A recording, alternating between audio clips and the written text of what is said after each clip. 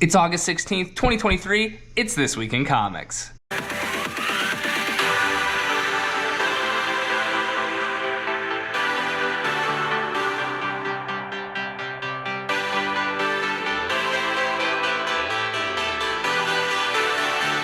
Hey everyone, it's August 16th, 2023. We got a zero issue. We got a bunch of number ones, twos, threes, fours. We've got one series to review. We've got My Adventures with Superman. Let's get started. The Penguin, number 0 by Chip Zdarsky, Belen Ortega, and Luis Guerrero. Alrighty guys, in this issue, Catwoman shows up to the Iceberg Lounge following the death of Oswald Cobblepot. However, the executor of his will shows up and needs her help tracking down Oswald's children. A bloody trail leads Catwoman to the beneficiaries as she prepares for her Gotham War, and Oswald, still alive, prepares for his next move in Metropolis. This had okay art and an okay story. Honestly, I think Tom King is going to write this better, and he starts on the Penguin number 1 next week. So if I were you, I would just pick up this issue, get the cursory knowledge that you need, and then get prepared because Tom King's a way better writer. Penguin number 0 is a 6 out of 10, but I'm guessing Tom King is going to do better next week. Orson Welles, Warrior of the World's number 1 by Milton Lawson and Eric Whalen. Hey, I did manage to get this issue like I hoped. This is a fun romp through Orson Welles' life as it kind of remixes and puts a sci-fi spin on it and sets up a grand mystery and adventure. I would say at times in this opening issue that the pacing's a little bit off. However, with quality art and vast knowledge of the subject,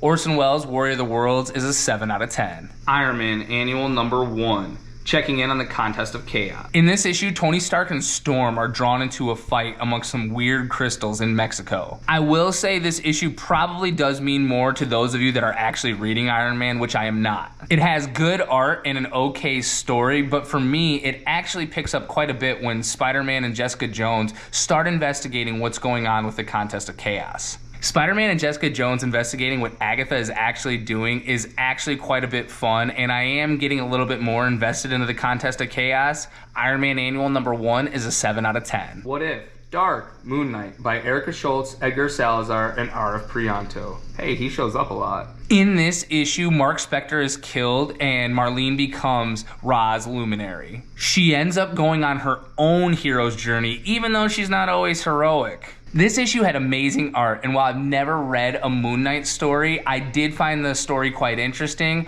What If? Dark, Moon Knight number 1 is a 7 out of 10. The Cull number 1 by Kelly Thompson, Mattia De Iulis, and Hassan Otsmane Elal. Wow, I don't even want to spoil what happens in this comic because it is my favorite comic of the week. The story and the art are equal parts tragic and eerie, with a looming doom hanging over every panel. As a group of friends are drawn in Goonies style, Stranger Things style, into quite the sci-fi mystery, the eerie start of The Cull number 1 gets an 8.5 out of 10. Death of the Venomverse number 2. This series is chaotic at best and sometimes at its worst. The Venoms continue to try to find ways to hurt this Carnage, while this Carnage tries to find Venoms to kill to counteract their actions. There's a middle story that is okay, but I'm not sure quite how it fits into the Venomverse story. And the Kid Venom story at the end of the issue was really short, but kind of fun. Right now, this series is a lot, and I'm still not sure if it's good or bad. Death of the Venomverse number 2 is a 6.5 out of 10. Night Terrors, Wonder Woman number 2. It's a full-on Justice League Dark reunion, as the first part of this issue barrels towards Night Terrors Night's End, while the Nubia tale at the back half of the issue sets up for Night Terrors number 4. It's got good art, the stories are okay. I'd give Night Terrors Wonder Woman number 2 a 7 out of 10. Night Terrors Punchline number 2. This issue has a battle through the internet as Punchline battles a demonic Batgirl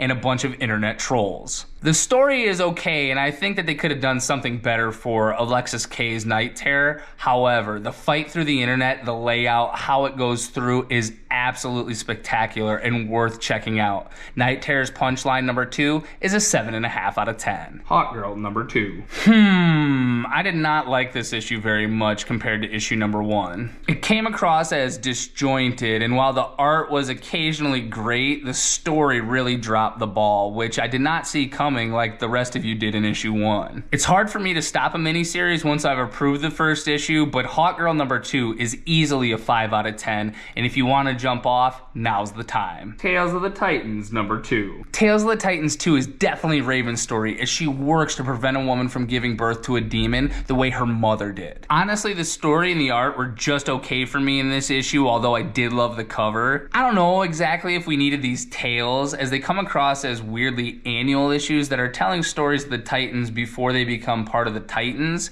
and it's just not necessary to me. I was hoping for more out of this story and the series as a whole, as I was hoping it would provide some context for these characters outside of what we already know. However, Tales of the Titans number 2 is just a 6 out of 10. Void Rivals number 3. Our stranded heroes cooperate once more and finally make it back to the Sacred Ring. Although not without at least one betrayal, maybe 2. Void Rivals is a fun and engaging space adventure that continues its strong run. I'm absolutely loving this series. Void Rivals number 3 is an 8.5 out of 10. Loki number 3. This was actually a really fun and enjoyable issue of this series as Loki goes to the Kree Skrull Empire and looks for the head of the ship. Lore and legend are explored within the Empire as Loki finds the way that Loki does to solve the issue. However, Muck Mulligan has sold the last part of the ship to Bullseye, setting up quite the melodrama. A fun story and great art definitely boosts this issue. It's been my favorite of the series so far. Loki number 3 is an 8 out of 10. The Vigil number 4. An issue full of action and information pulls back the veil on some of what's going on within this series, finally. I thoroughly enjoyed it, and The Vigil, which is essentially an Indian Doom Patrol, gets some much needed backstory and some much needed context added here. As always, fantastic art with a fantastic story means The Vigil number 4 is an 8 out of 10. Last but not least is Groot number 4. Last but not least because Groot is over. Groot by Dan Abnett, Damian Cosero, and Matt Mila. The Spoilers, a mysterious alien group, show up on Groot's planet, Planet X, to wreak havoc.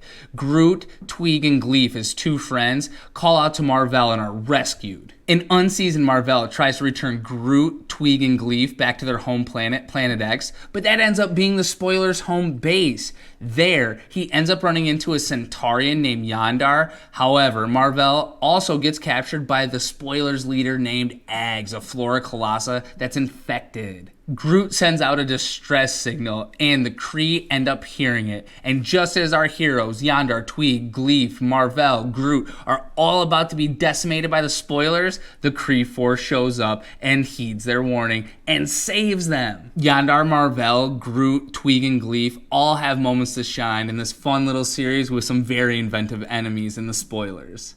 If you like Mar-Vell or you like Groot, I would definitely give this fun little series a read. Groot number 1 through 4 is a 7.5 out of 10. Quickly, before we move on to next week, I did want to touch on My Adventures with Superman, episode number 7. Episode 7 turns out to be a fun and experimental episode where we do get glimpses of the multiverse with multiple versions of Superman, multiple versions of Lois, and we even get Mr. Mizek. This was a fun and experimental episode 7 as Lois and Superman are supposed to go on their first date, but of course nothing can go correctly. We get Mr. Mizek, we get multiverse versions of Lois, we see that not every Superman is a good Superman. My Adventures with Superman continues its strong run. It's a 7.5 out of 10. Alright guys, I said I was going to review Harley Quinn the animated series. However, the trade paperback that takes place between season 3 and 4 comes out on August 30th. I'll review the trade paperback as well as all the episodes that have occurred up till then. Until then, let's leave August 16th behind and look ahead to the 23rd. Batman, the Brave and the Bold, number 4. Night Terrors, number 4. Night Terrors, Harley Quinn, number 2. Night Terrors, Titans, number 2. Penguin, number 1. Thank God Tom King's writing it. Riddler, Year 1, number 6. This ties into the Batman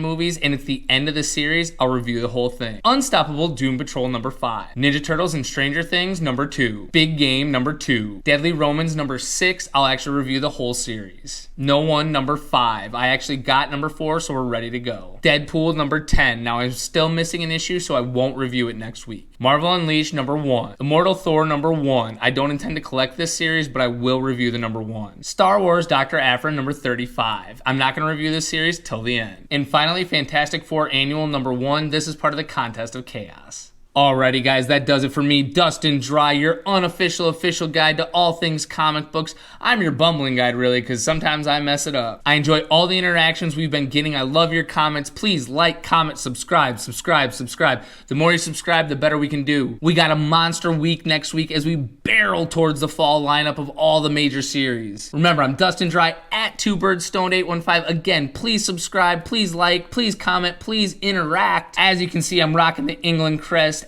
as the Lionesses have made it to the World Cup final. Stop into Mega City 2. You know Jay is going to be obsessed with his Lionesses. Until then, enjoy your comics, support your local comic shop. Let's start that music and fade it to black.